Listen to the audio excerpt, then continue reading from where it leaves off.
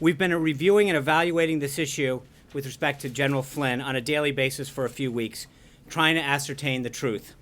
We got to a point not based on a legal issue, but based on a trust issue, where the level of trust between the President and General Flynn had eroded to the point where he felt he had to make a change.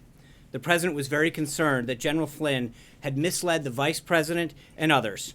He was also very concerned in light of sensitive subjects dealt with by that position of national security advisors like China, North Korea, and the Middle East, that the President must have complete and unwavering trust for the person in that position. House Counsel's review corroborated that.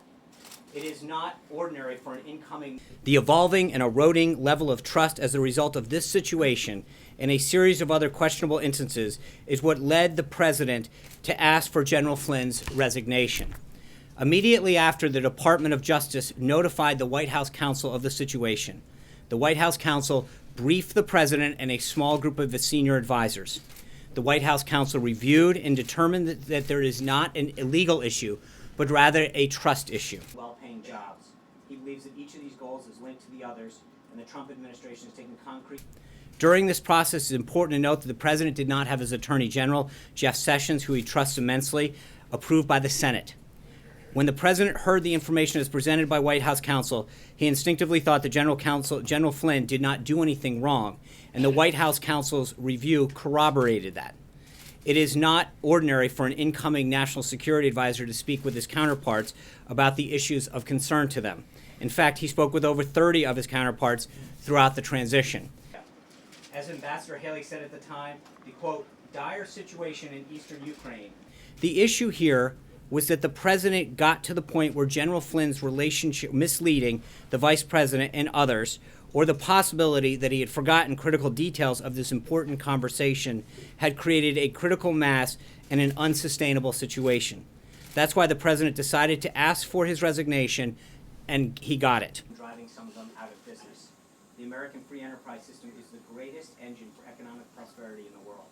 But the irony of this entire situation is that the President has been incredibly tough on Russia. He continues to raise the issue of Crimea, which the previous administration had allowed to be seized by Russia. His ambassador to the United Nations, Nikki Haley, stood before the UN Security Council on her first day and strongly denounced the Russian occupation of Crimea. As Ambassador Haley said at the 30 of his counterparts throughout the transition. As Charles Krauthammer said last night, is, quote, President Trump has made it very clear that he expects the Russian government to de-escalate violence in the Ukraine and return Crimea. At the same time, he fully expects to and wants to be able to get along with Russia, unlike previous administrations, so that we can solve many problems together facing the world, such as the threat of ISIS and terrorism. The President is currently evaluating a group of very strong candidates that will be considered to fill the National Security Advisor position permanently, and is confident in the ability of General Kellogg, a decorated and distinguished veteran of the United States Army, until that person is ultimately chosen. And the problems throughout the world. Our countries share a profound economic interest.